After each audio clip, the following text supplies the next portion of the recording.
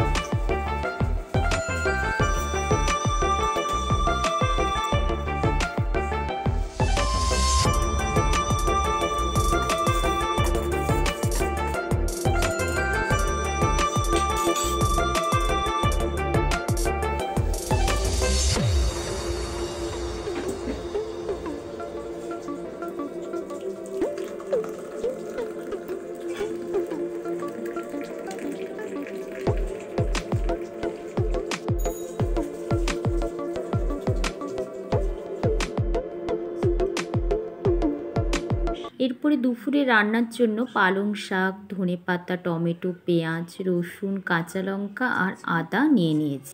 আর নিয়ে নিয়েছি কিছুটা মাছ। এরপরে আমি পালং শাকটাকে সেদ্ধ করে নেব। প্রথমে জলের মধ্যে পালং শাকটা দিয়ে দেব, তারপরে পেঁয়াজ, আদা, রসুন দিয়ে দেব। পেঁয়াজটাকে 4 ফালি করে কেটে দিয়ে দিচ্ছি। আর এখানে আদাও কুচি করে নিয়েছি আর রসুনও দিয়ে দিচ্ছি। 4-5 কোয়ার মতো রসুন দিয়ে দিয়েছি। দিয়ে হাই ফ্লেমে ফোটাতে দেব। স্বাদ মতো লবণ দিয়ে দিলাম। এরপরে আমি ঢাকা দিয়ে ভালোভাবে সেদ্ধ হতে দেব। এখন সেদ্ধ হয়ে গেছে। এরপরে আমি ঠান্ডা করে পালং শাকটাকে মিক্সি জারের মধ্যে দিয়ে দেব। মিক্সি জারের মধ্যে আর দিয়ে দিচ্ছি ধনেপাতা কুচি আর কাঁচা লঙ্কা। এরপরে গুঁড়ো মশলাগুলো এক এক করে দিয়ে দেব। যেমন হলুদ গুঁড়ো দিয়ে দিচ্ছি, আর দিয়ে দিচ্ছি জিরে গুঁড়ো, আর দিয়ে দিচ্ছি লাল লঙ্কার গুঁড়ো, আর দিয়ে দেব ধনে গুঁড়ো। এখন গরম মশলার গুঁড়ো দিয়ে দিলাম। দিয়ে জল দিয়ে ভালোভাবে মিক্সিতে পেস্ট করে নেব। মিক্সিতে পেস্ট করা হয়ে গেছে। এরপরে আমি কড়াইয়ের মধ্যে সরষের তেল দিয়ে দিলাম। সরষের তেল গরম হয়ে গেলে মাছগুলোকে আমি এক এক করে ভেজে নেব। মাছগুলো আমি নুন হলুদ মাখিয়ে রেখেছিলাম। এখন তেলের মধ্যে মাছগুলোকে ছেড়ে দিচ্ছি। মাছগুলো ভাজা হয়ে গেছে। এরপরে আমি কড়াই থেকে মাছগুলোকে একেবারে তুলে নিলাম। ওই তেলের মধ্যে আমি দিয়ে দিচ্ছি পালং শাকের পেস্টটা। যেহেতু গুঁড়ো মশলা দেওয়া ছিল তাই আর গুঁড়ো মশলা দিচ্ছি না। এখন ভালোভাবে মিডিয়াম ফ্লেমে কষিয়ে নেব।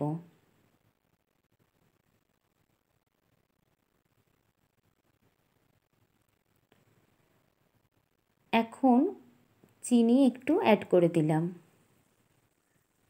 দিয়ে আবারও ভালো করে কষিয়ে নেব।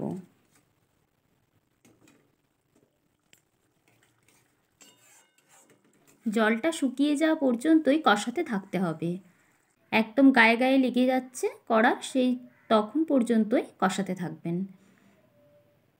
এখন আমার পুরোপুরি কষানো হয়ে গেছে। এরপরে আমি ওই পালং শাক আর পেঁয়াজ, আদা, রসুন যে সেদ্ধ করা জলটা আছে ওইটাই দিয়ে দিচ্ছি 1 গ্লাস। দিয়ে ঝোলটা ফুটতে দেব। ঝোলটা এখন ফুটে গেছে। এরপরে আমি এক এক করে মাছগুলো দিয়ে দিলাম। দিয়ে মাছগুলো দেওয়ার পর ঢাকা দিয়ে মিডিয়াম ফ্লেমে ফুটতে দেব। এখন মিডিয়াম ফ্লেমে 2 মিনিট ফুটে গেছে। এরপরে আমি চেরা কাঁচা লঙ্কা দিয়ে দিচ্ছি। দিয়ে আমি একটু নেড়ে চেড়ে নিয়ে আবারও ঢাকা দিয়ে কিছুক্ষণ ফুটতে দেব।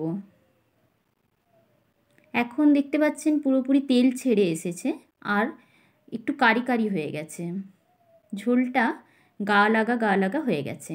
এখন একদম মাছের রেসিপিটা তৈরি হয়ে গেছে।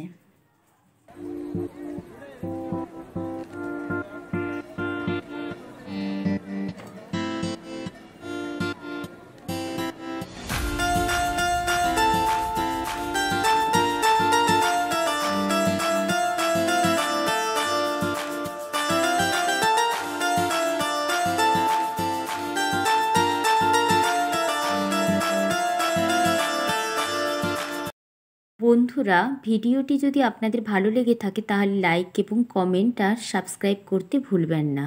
ধন্যবাদ।